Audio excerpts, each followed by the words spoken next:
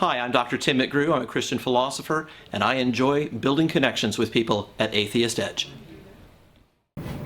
Well, first off, you haven't been on the show in a while. So everyone, if you remember James Walker, go back to some of our earlier videos. He has joined us in studio a few times. James, what is the Watchman Fellowship and what are your goals? Well, Watchman Fellowship is an evangelical Christian ministry of apologetics. In other words, we're defending the Christian faith, but our specialty area kind of makes us a little different. So we're focused on interfaith evangelism. So we're basically looking at other religions. My latest book is on Islam. I'm a former Mormon. We deal a lot with how to understand and reach Mormons with the Christian gospel. How do you reach Jehovah's Witnesses? What about Wicca, Church of Scientology? I've been sued. Atheism, yes. Atheist one I saw. Which I would say is it's a worldview, not a religion, but that would be on our purview of what we try to do. So how do we build relationships? How do we encourage Christians, instead of slamming the door on the Jehovah's Witnesses, to try to build a friendship relationship, to get to know them, to help them understand Christianity and learn what they believe. Awesome. Okay. Yeah, so go back to some of our older videos. He and his partner, Brady Blevins, have been on our show. I know Brady and I talked about Wicca, demonic influences, Ouija boards, and then you were at our very first recording session. I was the very first non-Christian. You were the very first non-atheist. Non-atheist that was Christian that you had on. You were, weren't you? Yeah. That was back in the old Burleson studio. And I think I talked about my Mormon background. We did one on The Secret. One of my books, I co-authored a book, The Truth Behind the Secret, which is kind of a new age. Whatever you think, you send out in the universe magically sends you money and health and these kinds of things. That was my very first copyright strike, too. I didn't understand copyright, so I used a little clip from Oprah Winfrey. Yes. In that video. Well, the thing is that what I was using actually was their promo. It's something they used to promote the film. So, but even that. And it had the Oprah. Is that the Oprah Winfrey was in that? Yeah, no, I'm not sure which clip it was. That okay. Came off of, so. Well, I learned my lesson. Yeah. Okay, today we're just kind of goofing off, and I wanted to run one thing by, and we don't have to touch on this very long, but we can move on to wherever the tangent takes us. I'm going to start at Exodus. I thought it was 19. It's actually Exodus 20. We're going to But first of all, it's kind of odd for the atheist to pull the Bible on me. So. Well, I sent you a text last night, but you thought it was a specific verse. Well, yeah, but it's just instead of 19. It's like you had a question about half the book of Exodus or something. I go, okay. You thought it was chapter 19, verse 34. Well, at first, and when I looked, I said, obviously he's talking about this. I'm not going to try to read this morning to see what he's asking about. I was talking about 19 through 34, the chapters. Yes. But no, it's the Mount Sinai encounter. The Ten Commandments. Adventure, right. All right. So in 20, God goes up, or Moses goes up Mount Sinai. They're out of Egypt. They're at Mount Sinai. Moses goes up in 20, right? Mm-hmm. He goes up from 20 to 21. Or no, more than that. Okay, everything up to his anger waxed hot when he came down. That was the second time he went up. The first time he went up, he received verbal instructions from God, verbal teachings, and then went back down the mountain and passed them on to his people. We don't know what we know some of what God taught, but none of them were written on tablets, and at no point were they called the 10 Commandments yet. Mm-hmm. All right, so spoiler alert, he goes up the mountain 3 times. The second time he goes up, that's when he receives they're inscribed by God, they're inscribed on stone tablets. Moses brings them back down. By the hand of God. By the hand of God. Well, I don't know. I think in one part, God actually etches them with his fingers, no?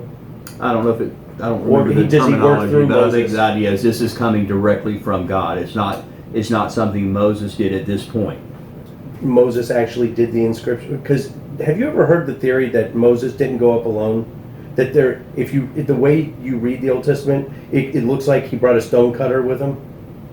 I'm not familiar with that. Yeah. I do know that you have the text tells us that there was a Shekinah glory, or the glory of God, so it was hard to even look on his face. And during these visits up the mountain, it's like all this Special effects are taking place on the mountain and such that it's like the people The are smoke. afraid, and yes, and The fog. yeah, and the idea is you can't be that close to the presence of God if you're not Moses and live. And it even says, well, he didn't actually show Moses his face, just his backside.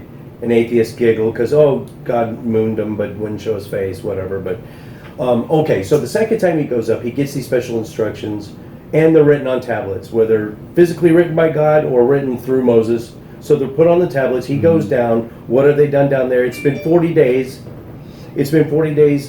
And they were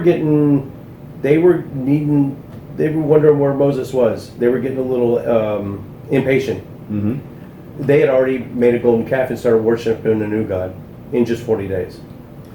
Yeah, it's almost sounds so improbable, except I find myself doing the same thing. It's just like, I believe in God, and I've seen God do things in my life that are seem very real to me, and then the next day I find myself making my own gods. And so it's part of what we Christians call total depravity, that even on our best day, everything we do is entwined with sin. And my mind is an idol-making factory. And so that's again, and you find the same thing with after the parting of the Red Sea, and they come across, yeah. Our natural nature is to just make ourselves complacent. First tangent, when Mary and Joseph and Jesus went to Jerusalem, they doing their thing. Then when they were leaving, they were going back home. It took almost 24 hours for Mary to realize Jesus wasn't in the crowd of the family that was walking back to Bethlehem, right? Makes you feel better about leaving a kid at the gas station. No doubt, right? So. But so they make it back, and she walks into the temple and sees him teaching the rabbis, right? Mm-hmm. And she's just dumbfounded, like, what are you doing? As if she didn't remember that there were angels and lights and magi and all this and all these signs, and you knew damn well what your kid was going to grow up to be, and then she's acting all surprised, and he had to remind her, don't you know I'm doing my father's work or whatever? And that's just human nature. Now, by total depravity, we don't mean that you could not be worse if you wanted to be. I could be worse than I am if I tried, I'm sure. I guarantee you that. But the idea that even the best things I do, my motive behind it, it's tainted with sin, and it's just part of the what we would say goes back to the fall, goes back to the original sin, Adam and Eve, and that it's in our DNA that we are going to rebel against God. That we're going to be, and this I'm talking about Christians too. So it's not just something that, you atheists do this and that. No, I find it in my own life. I'm not going to touch Adam and Eve today. It's low-hanging fruit. That's another show. Yeah, it's another show, and I consider it low-hanging fruit. If I always go to that, it means I have no other good arguments. I don't know. All right, so here he is, a second time on the mountain, comes down. He's got the tablets in hand, remember. Mm-hmm. We don't know what's written on them. He never says. We can, fact check me here if you want to, but the Bible does say something was written. Something was written on those. We just don't know what. We assume it's the Ten Commandments that he's going to come back with later, right, in another edition. But what does he do when he sees them worshiping the golden calf? He slams them down on the ground and shatters them. Apparently they're unlegible still. You couldn't piece them back together because no one says what there was on them. He goes up that third time. He gets the stone tablets, and it says in Exodus 30, maybe I'll have it on the screen right now, maybe I won't. I think 32, that they were written just as before. So whatever was written on that first set was exactly what was written on this new set, which is great. So now we know what was written on the first set, right? Mm-hmm. You're trying to find it? Yeah. It was written just as before. I think it's in the 30s. Yeah, maybe this was written, Moses recreates it, so the content is the same, but maybe not written in the same way as far as... But yeah, here it is, 34:4. There was another set of tablets. 34:4, and he hewed 2 tablets of stone like unto the first. Mm-hmm. And Moses rose up early in the morning and went up to the Mount of Sinai. Oh, okay. So Moses woke up in the camp, went up the mountain, but it's right before that, God had already hewed the 2 tablets of stone himself. But verse 4, Moses cut these 2 tablets of stone. Are you NIV or King James? ESV. So Moses cut 2 tablets of stone like the first, and he rose early in the morning. That he is not Moses. that he is God. If it's saying, and Moses cut those 2 tablets, I don't think that's correct. I mean, I can look I'm at the King underlying James. Hebrew. Yeah. But typically ESV is going to be real accurate. I can switch, And let me switch this one just has translations to he. see. He hewed 2 tablets of stone like unto the first. And Moses rose up early in the morning, went up the Mount Sinai, as the Lord has commanded him, and took in his hand the 2 tablets of stone. Now the Lord said to Moses, cut out for yourself 2 stone tablets.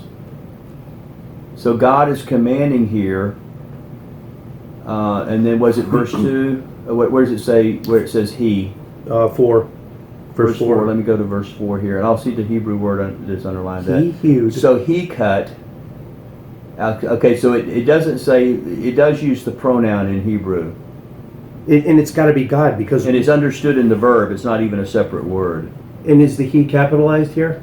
Because you know how they love to capitalize Well, yeah, but pronouns when they're but that's talking about not in God. Hebrew. Oh, okay. Hebrew doesn't They don't use have capitalizations or punctuation even, right? Right, so the manuscripts don't. Okay. You know, Well, here's why I think that it was Moses. I mean, here's why I think it was God that cut him. Because that first... Let's read verse 1. That's more clear, Okay. at least in this All right. translation. Okay, and the Lord said to Moses, hew thee 2 tablets of stone. Okay, that Okay, goes in line these- with what you're thinking. Yes, All right. Moses is the one making this one. Like unto the first. So make them exactly like the ones you broke. Right, but whether Moses made the first or not is We don't not know. clear. Right. And I will write upon these tablets. Oh, so he's telling Moses to just cut the stones. Mm-hmm. Because he says right here, still in verse 1, and I will write upon these tablets the words that were in the first You could ask tables. the question, if God can write on the stone, why can't he hew them too? You know, but This we is would how say he that wanted it to happen. the whole from a Christian perspective, the whole Bible is both a human and it's kind of a paradox. You know, so I would say Paul is the author of Ephesians, but it's also the Word of God. So in a sense, God's the author of it. I totally get that. But this looks like physically God wrote on the tablets. Mm-hmm. He after Moses cut them and shaped them. Mm-hmm. Because read in verse 2. And be ready in the morning and come up to the morning and basically come get the tablets I inscribed on, right? Be ready in the morning and come up in the morning up to the come to the mountaintop. And present yourself there to me on the top of this mountain. And don't and come alone. Yeah, no one's to come with you. Okay. Then Where now we're back to 4. Okay. And I think that's God. So he cut out the 2 stones. That would be Moses. Oh, okay. He's getting ready to bring the them up night there. before because he's still in the camp in 4. We're backtracking here. Yeah. Yeah, these are the So instructions he of what cut you're out the about stones. to do. He cut out the stones. Mm-hmm. I don't think he wrote on them though. Then he rose up the next morning, took the tablets up to the top of the mountain. Mm-hmm. And then here's 5 where God came down out of the clouds. 6 where he passed right in front of him. 7. Okay, 8 he bowed his head. 9 talked about how cool he is. Then 10 God talking about how cool he is. We're gonna have to skip forward now. It's gonna be 34. Okay, 28. Verse 28? Okay, Yeah, verse 28. I'm with you. He was, and so after this long dialogue, they've been up there 40 days. He didn't eat or drink. And then, still in 28, and he wrote upon the tablets. Oh, so yeah, you're right. It looks like he was just dictating God's word. Well, now Because it looks like the Moses text did write here, on the I mean, tablets. this is a note here, and I've switched over to the New American Standard, but it just says he, i.e. the Lord. So it's Interesting. all it is the masculine singular pronoun, he. Okay, maybe. But what's the antecedent? The textual note here is assuming it's the Lord, not Moses. Either You do have a way, commentary something on was written and it was at the very least inspired by God. Yeah. Right.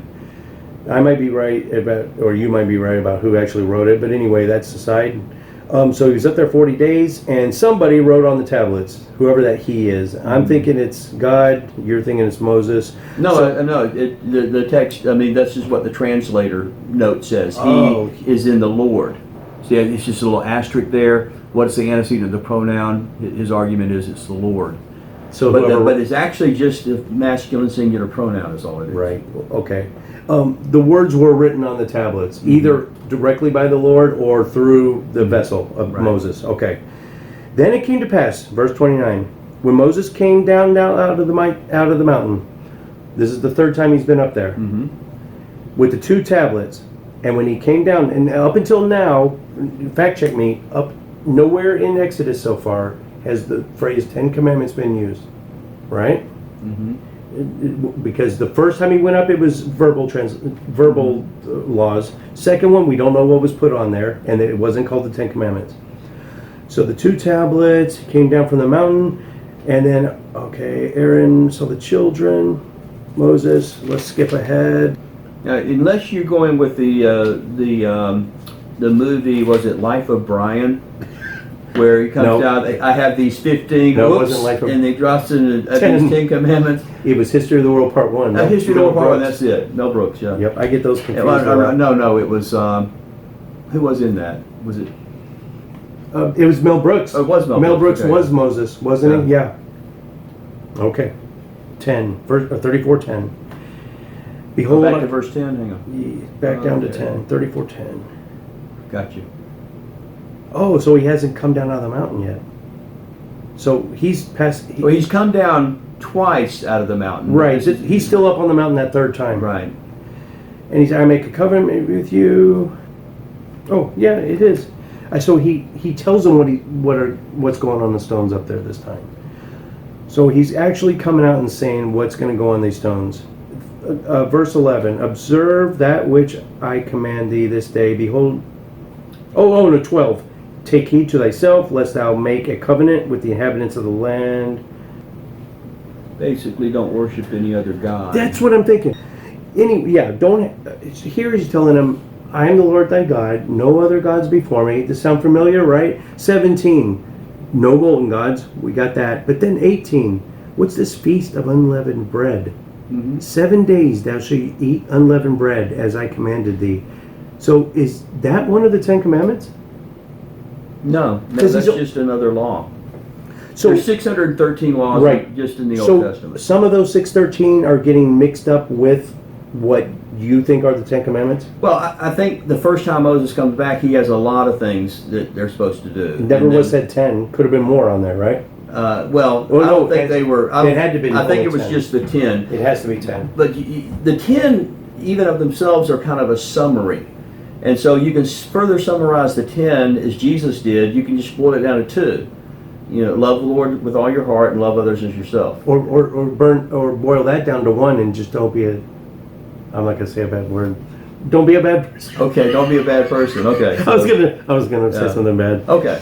But yeah. Okay. So my contention is the 10 that are trying to be pushed into government areas like public schools and courthouses and whatever, and prisons, are not the 10 that were actually written on those 10 Commandments. A lot of atheists. They probably were. A lot of atheists saying, because we're going to get down to, I don't know where it is, but they say the actual 10th commandment is don't seethe a baby kid in its mother's milk. So don't boil a baby goat in its mother's milk. So they took that is one of the laws of the Old Testament.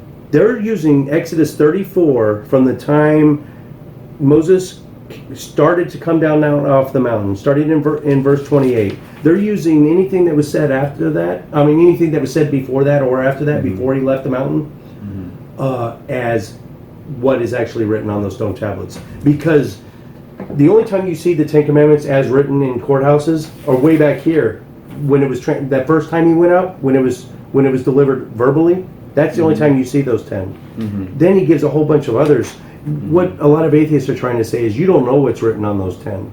It could be don't boil a goat in its mother's milk. It could be don't use leavened bread in your worship.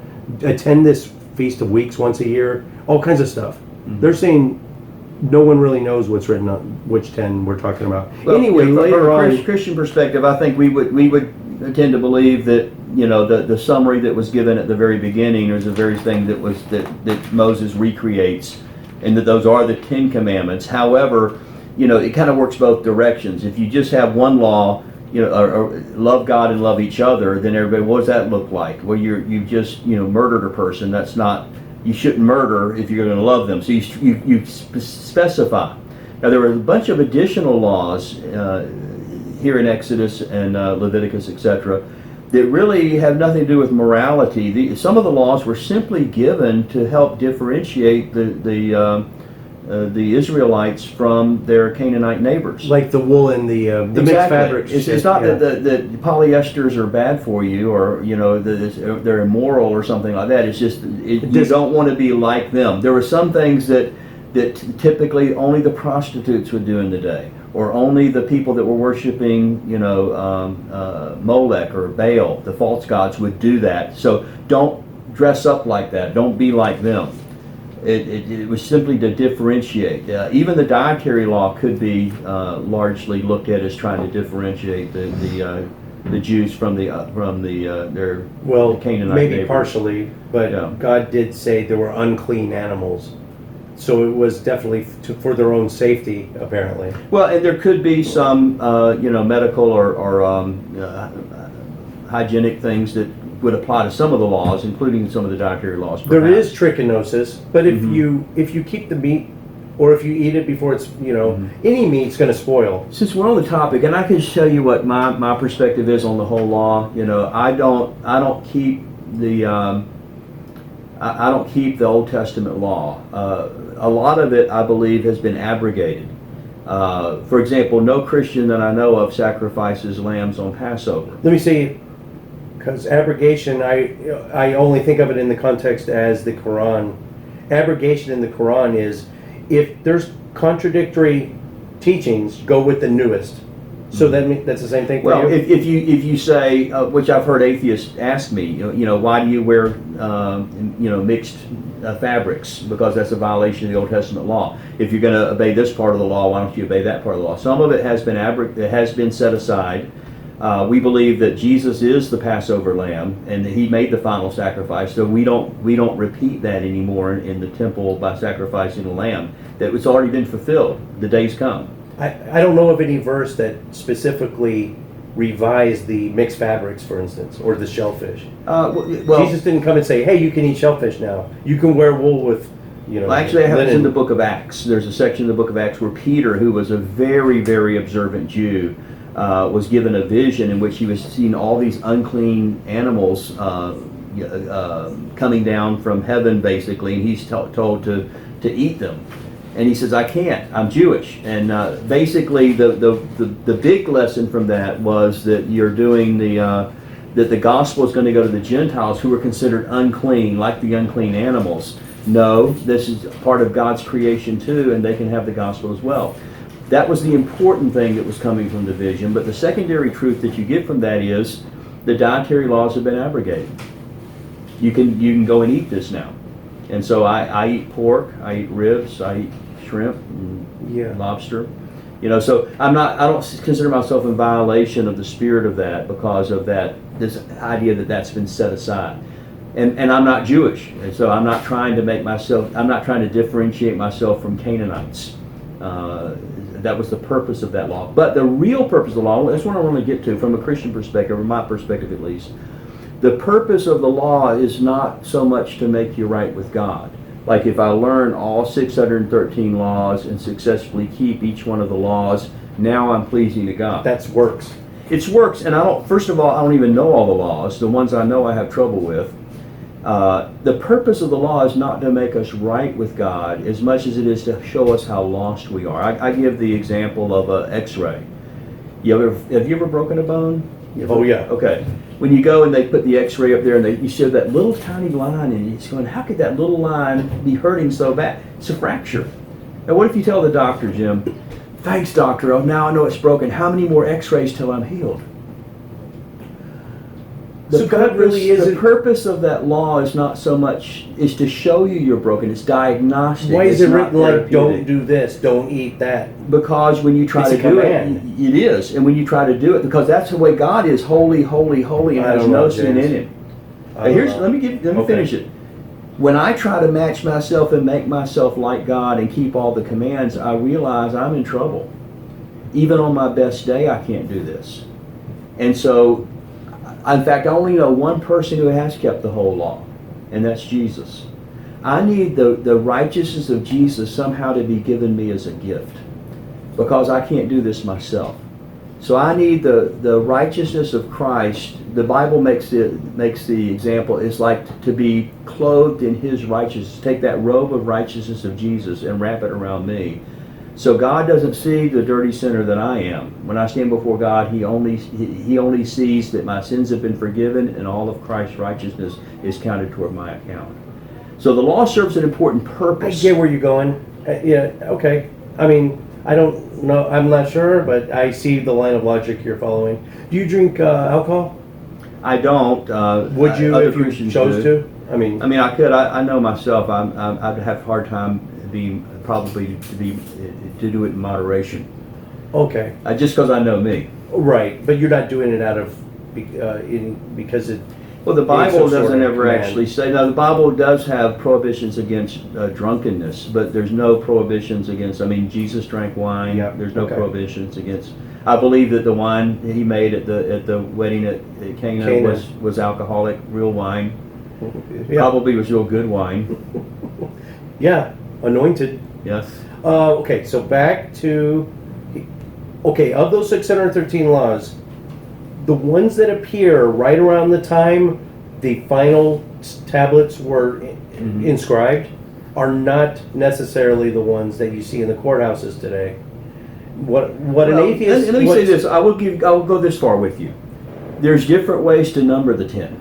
And so the Catholics have a different Yes. way of taking that passage and coming up with 10, in which making graven images doesn't make the list, because they Something else, do a lot what of took its statues. place? I think they take one. They split one of it them. in two. Yes, I can't remember. It was which a coveting right now. one, right?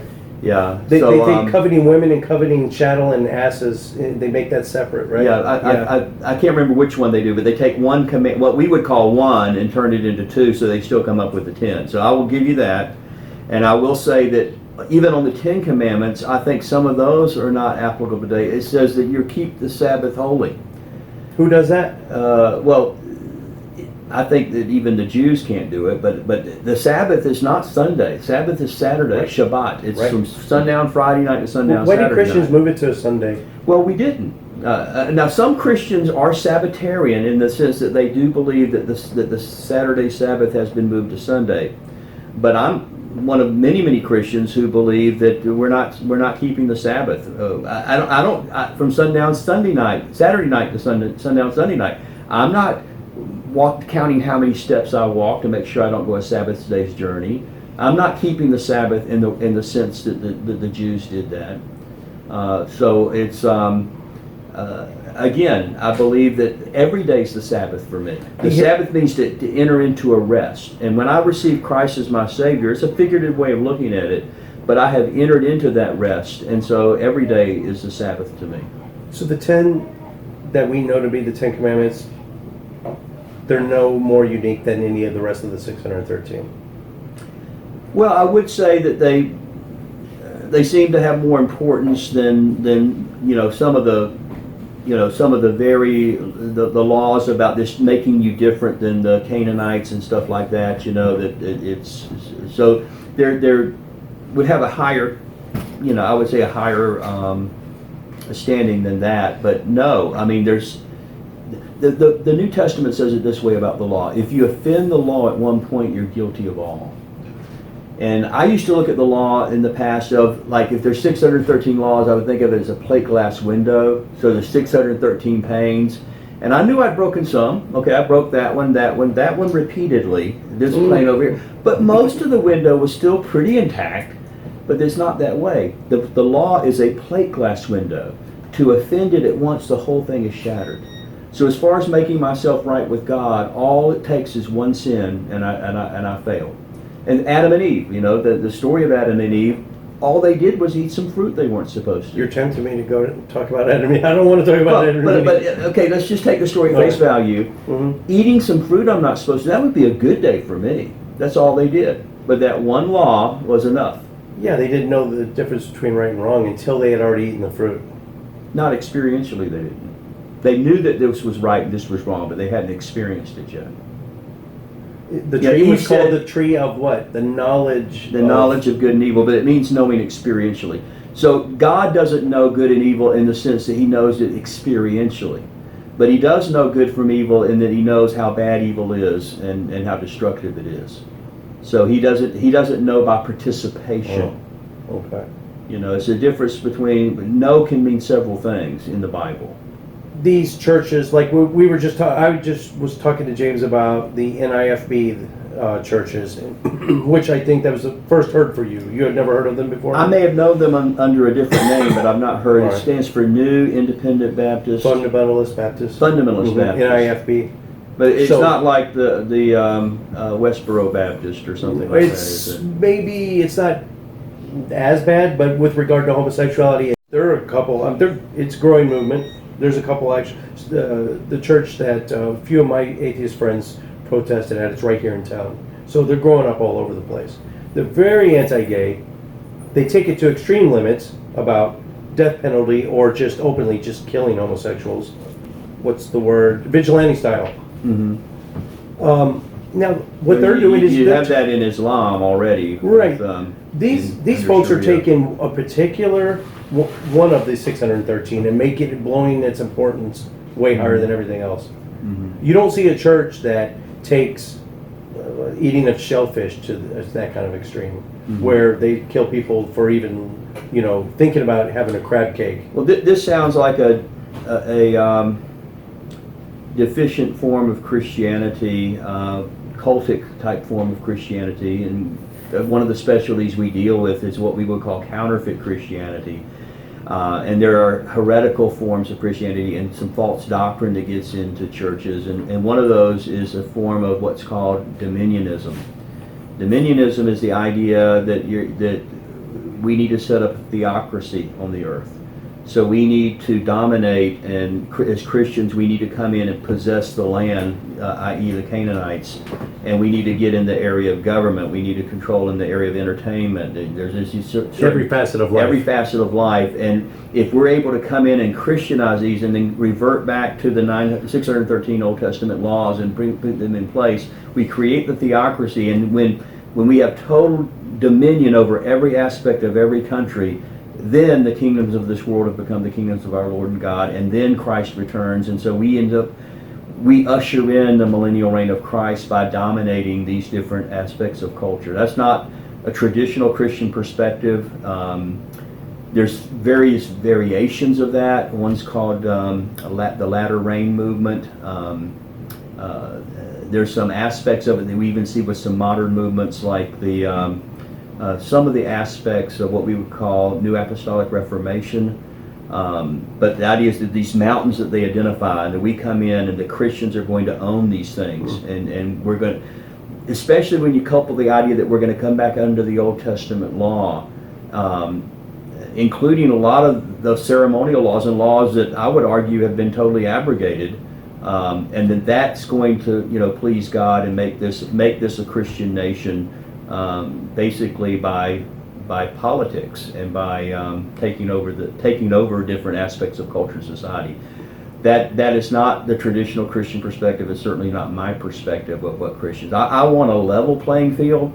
I don't want Christian ideas to be banned just because they're Christian. Me either. But I want people to have the freedom to express atheist ideas and Mormon ideas and Muslim ideas. I believe in a level playing field. I think Christianity does better under that than to try to take government. When you mix the government and religion, you get the worst of both, and so you end up having all the sympathy of the IRS and the efficiency of the postal system in one. I don't want that in my religion. I'm thinking of a theocracy right now. The biggest theocracy on earth is there one bigger than Iran? Let's just go with Iran. It's not working so great. Mm-hmm. Iran kind of it was doing really well in the 70s. When the theocracy hit, it looks like total governmental theocracies are poison to that government or that country. Yeah. So I would agree with you there. Famous dominionists. I don't know why Sarah Palin's coming to Ted Cruz and his dad Rafael Cruz, big dominionist. So a lot of people in politics are dominionists. In line with I what don't you know were about saying, those specific Yeah. examples that much. I just know about historically this idea. A lot of it, not all postmillennialists would be of this persuasion, but that comes out of a radical postmillennial concept that Christ is going to return on this earth when we Christianize everything. And when you were explaining that, you said when the entire earth is following the all 613, right? I don't know. I know several dominionists, high profile and otherwise.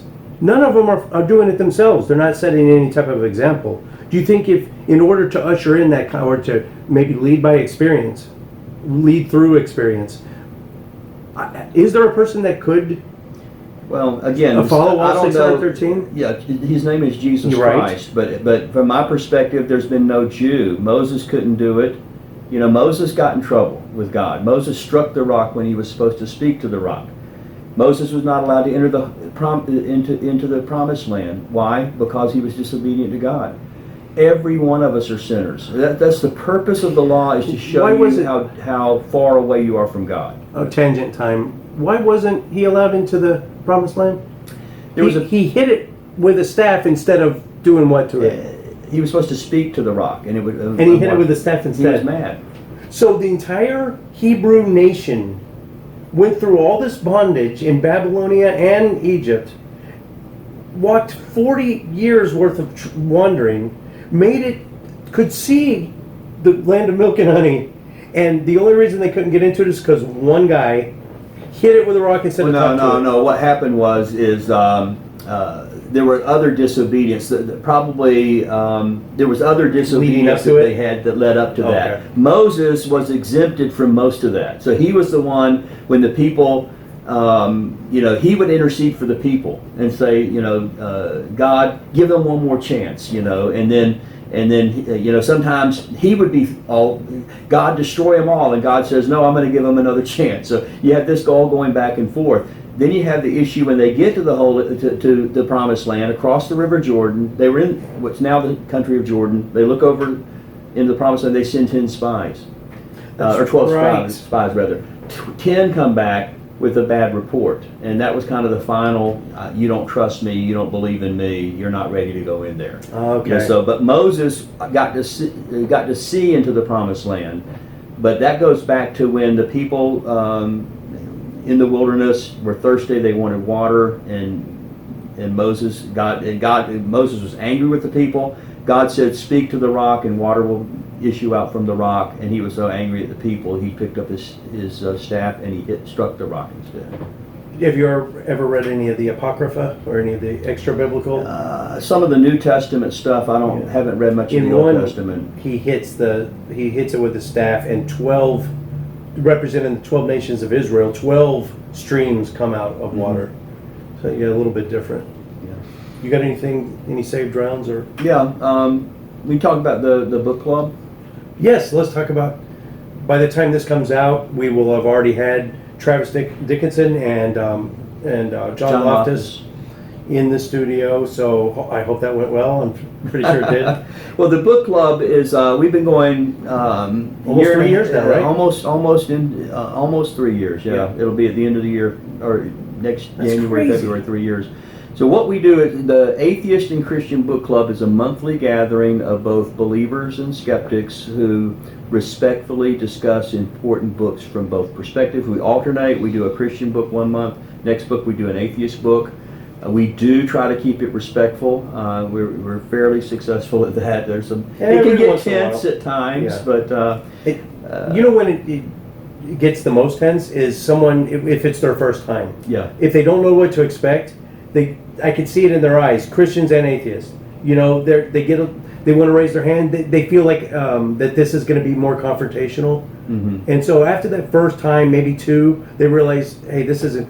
Maybe what we're saying, the actual meat of what we're talking about is confrontational, but we're doing it in the most respectful way. And it's a lot of it's modeling. So sometimes we have new people every month, and so but sometimes they're there looking and they're kind of learning the lay of the land and the rules of engagement, and they figure out pretty quickly, they're not mad at each other apparently. And they actually seem like they're good friends even when this isn't going on. And the irony is, in some ways, I do feel like I have more in common sometimes with some of the atheists at the club than some of the people at even my own church. But not that I don't like them and everything, but it's just like, even though we're on opposite sides of the issue, the atheists and Christians at our book club, we know this is the issue. I mean, everything comes down to this issue, and Or they wouldn't be there. exactly. And so, but Whether in my it's true or church, not, it's the biggest question a human could ask. right? I think that. Yeah. And And it's a worldview in the sense that everything else you do and say relates back to that question. So, if true. if it's not, you're it's a complete consistent, waste of time. No, you're not going to be consistent. But if you're consistent, Yes. and that question's going to affect everything you do and say. It's true. You know, the book club. Bill Cluck is our co-founder. He's a former Christian, now atheist, but the genesis of the whole book club comes back to when, for a year, I went to at least once or twice a month to the Metroplex Atheist Fellowship on Wednesday evening. And one of the first questions I was just curious about, and it was fascinating, the answers, if Christianity is not true, so of course that's what they believe, is it the right thing to do to try for atheists to try to dissuade people from being Christian because they're wrong, or should they just let them go See, on that's with what it? I just been And thinking what about. happened is it was mixed. Yeah. And so, like one guy saying, "Well, no, if you need to believe in God, you need that crutch to help you live a better life, go for it." Yeah, that's And then the right. next person says, "Oh, yeah, we got to get rid of Christianity because the millions and millions of dollars that are wasted that could be going to science and could be going to research and of course then the next atheist said, "Nah, we would just spend it on beer if we had the extra money, you know." So Both sides have a point. Both sides have a point, I lean yeah. towards, if it's comforting to you and you can't do good things without it, keep it. What's jumped out at you as so far the favorite book club meeting we've had? several of them are memorable. Well, that's In a a hard one negative to way, ask. right? Well, not. I mean, Or in not wrong. really. That was interesting It got in its wild. own way. It was a little bit It got wild. difficult, but let me say first of all, Frank what we Turk got a do. little- kind of got a little snarky too. Yeah. We have one of the things that we do is we try to interact with the authors of the book. So we oftentimes, usually, will have the author on by Skype, taking questions ahead of time. So if you're a member of our club and you have a question for the author, you typically what we'll do is Bill's the atheist, so he'll interview the Christian authors, and I'm the Christian, That's so I'll the best way interview to the do it. atheist authors. And I'll say, like, Jim from Atheist Edge has a question for you, and we'll run those questions by. But then more recently, we've had the authors actually in the room with us, and so More we've had. often than not now. I went through the list. I think we've had 6 or 7 times now. We've had the author present with us, or an author who are with us. Two of those have been members, right? Mm-hmm. I still, maybe that one, but let's do one of your books. We should do one of yours. In fact, that's the only one I've actually read so far. And even though that's not written that's written more like my second book. It's more like a dictionary. Yeah. But that would be perfect. Well, this book, this is the one where atheists and Christians would probably agree with all but a couple of them. What this is, I wrote this book over 10 years ago. It's the concise guide to today's religions and spirituality. And my staff helped me write this, but we spent probably at least 10 years working on this. We went through every one of our files, and we tried to boil it down to one book. And so it's an alphabetical How thick is listing with brief definitions of over 1,700 religions, controversial doctrines, practices, spiritual leaders in America, and heavily cross-referenced. So when we say United Pentecostal Church International teaches modalism's all caps, well, you go find the definition under M for modalism, you'll find the definition of that. So it's heavy cross-references in it. I can kind of relate, but it only took me 15 months to write one that was just a little bit smaller than that one. Yeah. So that means that's 10 years. That's a lot of research. Like I said at the last book club, writing a book's the closest a man can ever know to what it's like to give birth. To give birth. Because this is, it's just like, it's like that my publisher would say, I don't want to hear the labor pains, show me the baby. So it's That's good. I enjoy having written, I don't so much enjoy the writing itself. So, but typically you'll have something in you that's got to get out. That's when I do a book. And Right after the book club, the next day, I got from Kindle royalty notifications that someone had flagged my book for 2 errors in the book that I had to go fix, and it was going to be taken off the shelves until then. So I went in. One was it was a little graphic, and the pixelation on it was a little blurry. So that was one, and then another one was a misspelling. I'm not joking. It was a misspelling. That's it. So I went on there and said, "Do you want to re-edit the book?" "No, keep it as is." "No, keep it as is." And I thought that would get it. Well, it got it back on the shelves. It was available on Amazon the next day. But now, if you go to the book, it says quality concerns. It's got a little flag underneath. It says it's got quality concerns. But not worth just fixing those 2 things. Well, now I have to if I want the little quality flag to go away. But it's still sellable, and I only sell maybe 3 a month anyway. I don't care. Yeah. But have you seen any? Have you found any errors in there yourself? Oh, first of all, it's dated immediately. There's things that even though you go over it and over and over it, you leave things out. You know, it'll say something like, you know, at the end of the definition, it says "see so and so." You go, there is no so and so. If you find cross references are broken, you'll find. If that's very rare, then yeah, but you find errors. And people can research on their own too. That looks like a good. Well, you know, Wikipedia, everyone laughs at it, but it's a great starting point. Especially you go to the references at the bottom. Yeah. There's nothing wrong with starting there. Is it perfect? No, but it's so handy that you can use it as a great starting point. So what I did basically on this is, and again, I had a lot of help on that. It's one that atheists would go through, and I think that they would agree with most of them. You know, now we have cults, occult groups, world religions. We have Christian churches, denominations. And, you know, it's what we call the good, the bad, and the ugly. So it's, I'm sure atheism's in here. Let's see what I said about that. I had some issues. It's a very small blurb, and I had one little minor issue with it. I forget what it was, though. Yeah. Not big enough to have to edit, though. Well, but from, you know, we want it to be where they may not agree with what we pointed out but they can't say that's not what they believe. You know what I mean? So we wanted to be. It was actually way more accurate than I thought it was going to be. Yeah. Yeah. Probably be more accurate now that after I've spent 3 years with the book club and stuff like that. I do feel like I understand atheism a lot more than I did. It's only like 2 sentences on atheism. It's it needs to be expanded anyway. Have you ever read Hitchhiker's Guide to the Galaxy? Yeah. Oh, you have? Okay, so the Encyclopedia Galactica. It's a huge tome of resource material, right? And so the Earthling, Arthur Dent, he goes and just checks out Earth. Okay, what's Earth? You know, he's expecting the chapters on Earth since, Ford Prefect has lived there for 15 years. And he goes in, okay, here's Earth, mostly harmless. That was all it was. Mostly harmless. So I think atheism in there is mostly harmless. I need to add that to the end. Okay. Hey, one of my favorite things about Douglas Adams, I read his book, the Restaurant at the End of the Universe, and I think it was that book. That was book 2, wasn't it? Yes. No.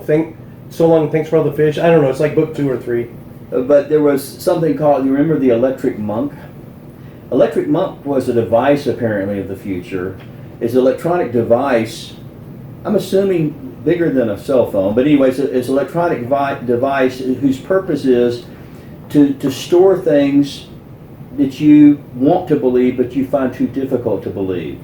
So you can put it into your electronic monk and you believe it, the device does it for you.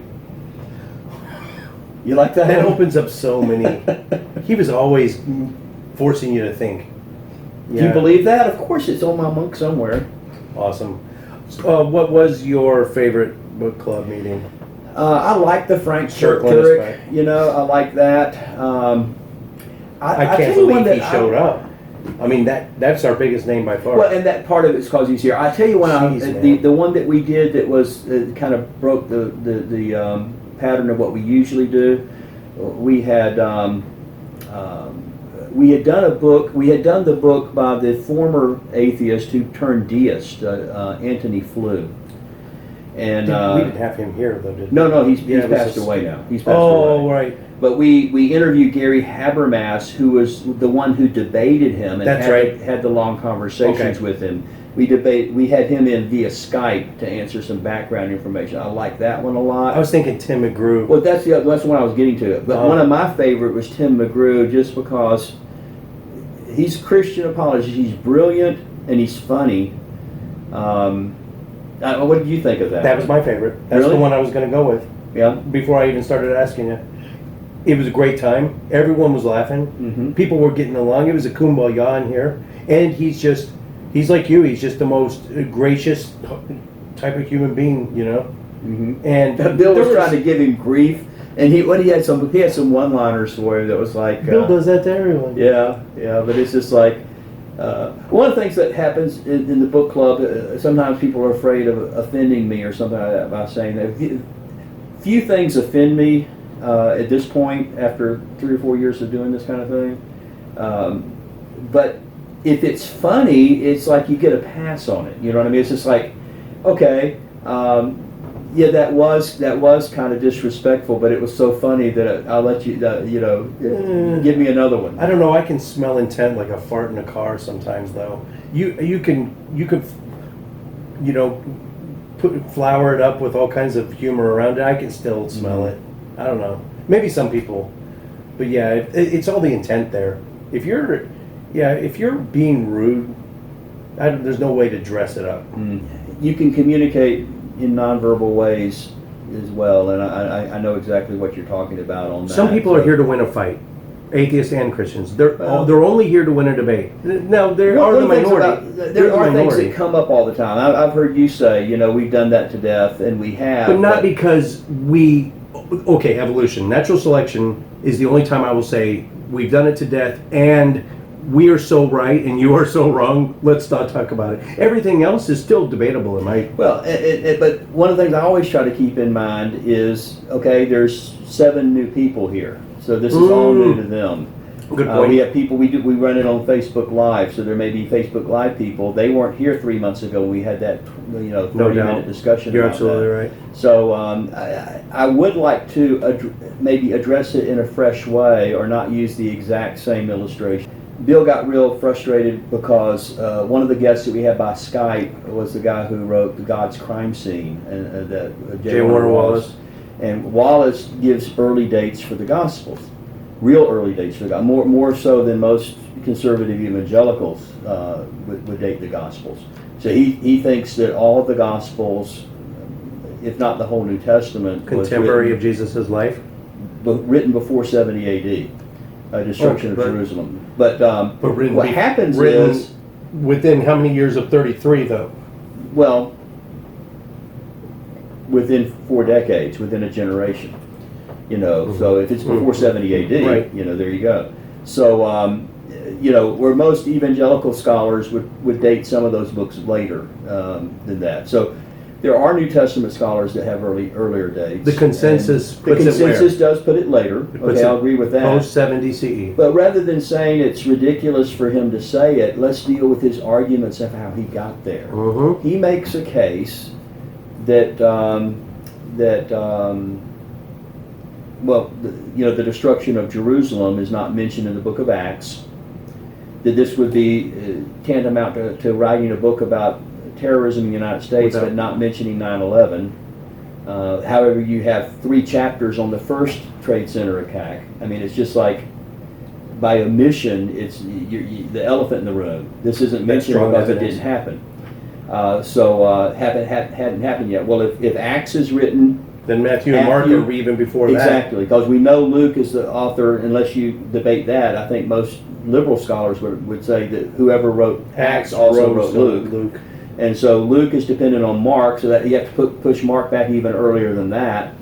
And so there's reasons why he's making the case. He didn't just... No, that's good evidence. I get that. The other thing that he does is he makes a case that that Paul, which we know wrote earlier than the Gospels, because now you're dealing in the 50s, that Paul quotes... okay, those are a problem. You had some really good evidence just now, but that you're going to quote the ox thing? These lines? Right. What's it? First Peter. Yes. So something about an ox, and there was another one, right? Yeah, you don't muzzle the ox, and a workman is worthy of his hire. And he cites those as scripture. And so, Which means they've already been written down. you would think so, unless there's another scripture that both authors knew about that we have no idea what it is. That is another option, or just Paul had to have read the old scripture, and maybe that is those were very ubiquitous phrases. Well, one of them's not found in scripture anywhere. A workman is worthy of his hire. Okay, the muzzled ox was found in the Old Testament. Yes. Okay. Yeah, that is definitely. In either case, you're making a mountain out of a molehill. I don't know if I've ever seen that written anywhere, but everyone knows it.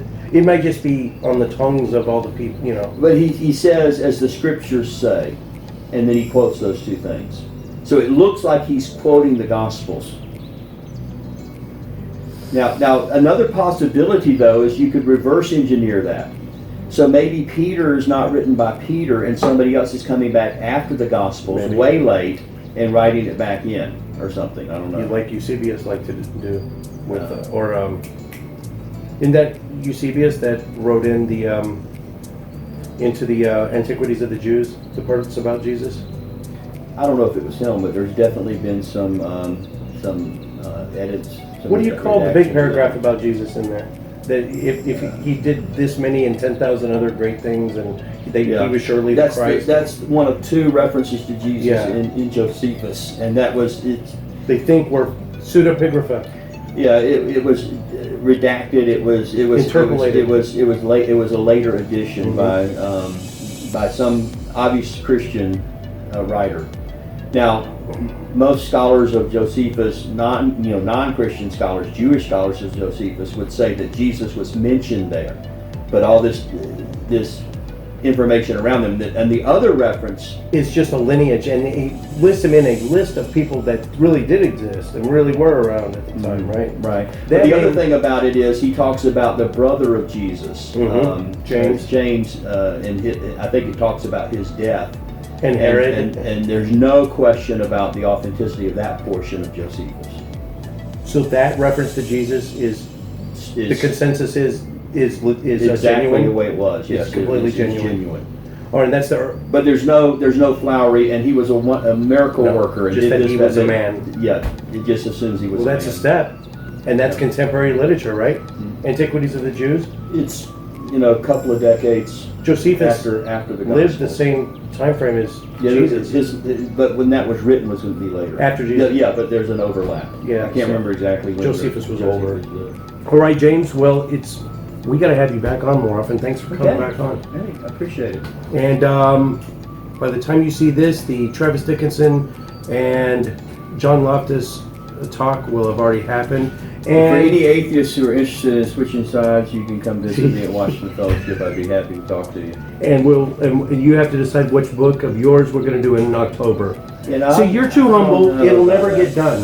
Yeah. It'll never get done. We could do this one, and that would be a true kumbaya night because we'd all be agreeing all night because it's about Islam. We wouldn't agree on everything. Some of my arguments are assuming It'd be good for us what all to Muslims branch out. we agree on. Wouldn't it be good for all of us, for this club to branch out and look at another Maybe. Yeah, Bill's pushing ideology? for it, so maybe I'm the one dragging my feet on that.